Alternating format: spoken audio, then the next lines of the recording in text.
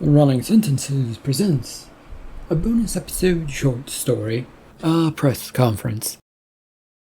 The CEO of a company is holding a press conference to explain some of the unusual things occurring at the company lately. Though there does appear to be need some sort of translator, and one to be a helpful sort of assistant, so that they can be understood by the reporters.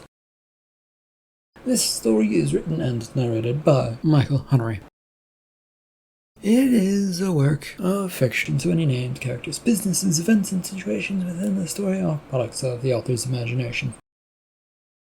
Any resemblance to real people, situations, characters, businesses, events, and/or fictional businesses, characters, events, and so on and so forth is purely coincidental. Copyright 2026, Michael Hunnery. All rights reserved.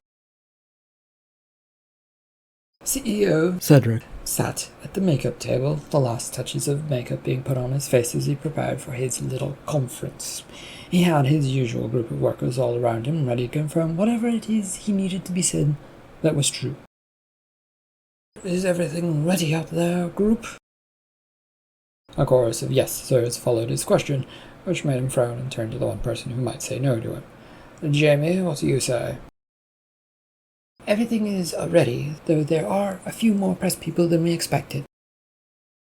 "Oh, that's no big deal. I want people to see my crowning moment and tell me how good of a job I've done, right?" Another chorus of yes sirs from his followed. He looked to Jamie again. "It will be fine as long as you stick to speaking about what we've agreed upon, sir." Yes, what you've written for me, and that you'll translate for the crowd. Just stick to that and we will be golden, right?" "That is the plan." "Right, well, then we'll sit here, and we shall go face the crowd who want answers as to what's going on, right?" The group of yes men and women quickly exited the dressing room without a further word. Jamie, though the one who was always willing to say no, held up their hand. "I believe you're forgetting something, sir." "Am I?" "Yes, one last piece to complete the ensemble that you say makes this whole thing work. It's your piece de resistance, as you put it." "Oh, all right, I almost forgot about that." Cedric stood up and reached down at the object that was on the makeup table beside him. It was glaringly obvious that it should be picked up and put on. Now, it in hand and ready to be put on, the CEO strolled out of the room. Walking out to the podium with this object firmly in place, Cedric beamed at the crowd gathered around for his announcement. There was a great turnout, and they all had come because of him. No other reason would be accepted by him. Waiting a moment, he made sure that they were all staring at him, which of course they were, before his beginning to speak. "I would like to explain some minor things here," the CEO proudly said. "My boss would like to explain some minor things to the gathering here," Jamie offered to the confused crowd of reporters. "It is a great honor and a great pleasure to see your attention to be able to tell you that you're all dumbasses who don't know anything, and I'm pulling wool all over your eyes." There was a pause, which caused Cedric to glance over to Jamie to make sure that this was being translated. With a glare and a sheepish nod, Jamie turned back to talk to the reporters.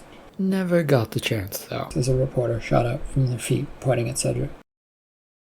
"We can't understand a thing you're saying." "It is not time for interruptions. Questions will come later," Cedric said in response. "The CEO is saying that now is not the time for questions." The Micro News Network reporter is right, though. There is a fishbowl on the head of the CEO, and because of it, we can't hear what he's saying, the reporter from the big news network said. A reporter from the Con News Network shot out of their seat, wildly pointing fingers at those two reporters that had spoken out. "Oh, shut up, big old news network. We're getting what we get from the translator. There's no need to hear from the head honcho. The entire purpose, Con News, is to hear from the CEO. That's the whole point," the reporter from the Micro News said. "And we're hearing from him from another source, Micro News. Can't you lot hear what's being said to you?" Cedric was terribly pleased with how things were turning out and grinned as a result.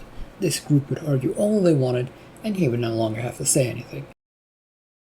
Shut up, Con News. No one wants to hear you give excuses about big business. There was some more grumbling. The big old news network reporter sat down, pointed this out. And the arguments eventually came to an end when, as the reporters turned back to the CEO, Cedric, standing at the podium. A disappointing result for him, but he merely could continue plunging on with his words. It has come to our attention that you believe that our company is worth millions of people for billions of their dollars.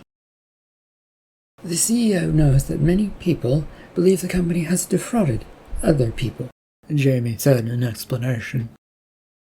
It is not true, and the government examination workbooks will show this, the CEO added. We are submitting our books to the government, and they will prove our innocence through and through. That isn't what that guy is saying. You can't say that, alternate news reporter. You have no clue what he's saying. That's what I'm saying, Con News.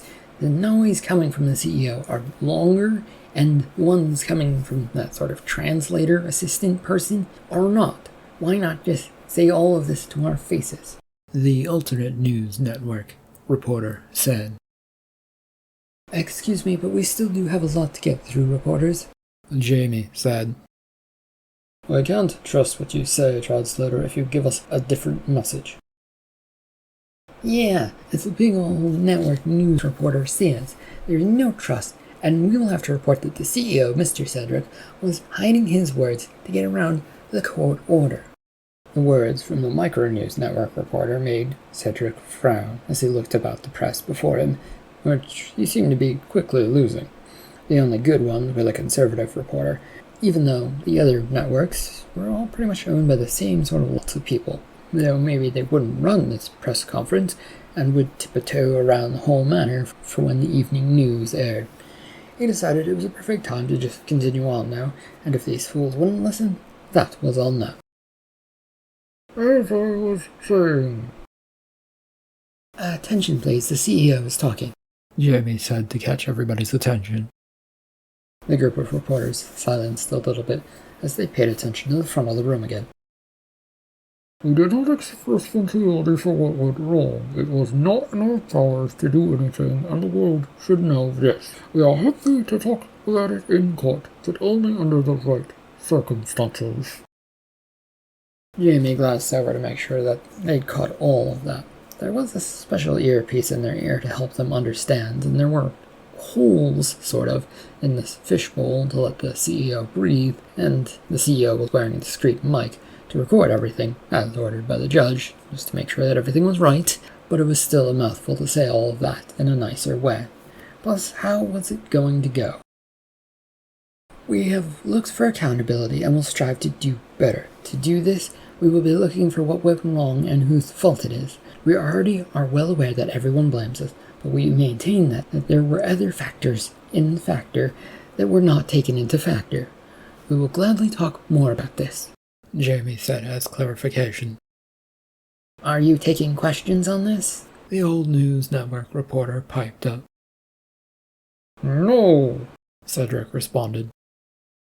The CEO has replied no, but we will have questions answered in a brief sheet that will be issued to the press shortly. Please do wait here for that. It will answer all your questions that aren't answered here. As my boss informs me, it will answer questions that put you on the right page to understanding our ways and what has gone wrong. That is all I have for you. Cedric raised his hand to wave goodbye, after saying something, then hurried towards the door, his translator getting in those last words.